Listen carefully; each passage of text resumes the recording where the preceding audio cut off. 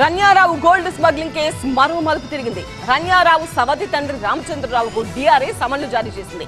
మరోవైపు నవంబర్లో తమ పెళ్లి జరిగిందని, కానీ డిసెంబర్ నుంచే వేరుగా ఉంటున్నామని కోర్టుకు తెలిపాడు రన్యా భర్త జతిన్. ఇక బీజేపీ ఎమ్మెల్యే బసన్నగౌడ ఆమెపై అనుచిత వ్యాఖ్యలు చేయడం తీవ్ర కలకలం రేపింది. బెంగళూరు గోల్డ్ స్మగ్లింగ్ కేసులో నటి రన్యారావుకు కష్టాలు రెట్టింపయ్యాయి. రన్యారావు బెయిల్ పిటిషన్ పై విచారణను బెంగళూరు కోర్టు బుధవారానికి వాయిదా వేసింది.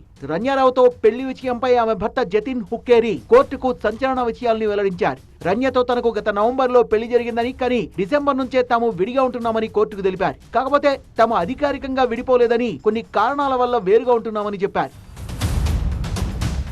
బంగారం స్మగ్లింగ్ కేసులో మరిన్ని సంచలన విషయాలు వెలుగులోకి వస్తున్నాయి. బెంగళూరు మాత్రమే కాకుండా గోవా, ముంబై నుంచి కూడా రన్యారావు దుబాయ్ కు వెళ్లినట్టుగా డిఆర్ఐ అధికారులు వెల్లడించారు. హవాలా మార్గంలో డబ్బులతో బంగారం స్మగ్లింగ్ జరుగుతోందని అనుమానాలు వ్యక్తం చేశారు. 45 సార్లు దుబాయ్ కు ఉదయం వెళ్లిన రన్యా సాయంత్రానికల్లా తిరిగి వచ్చినట్టుగా తెలిపారు.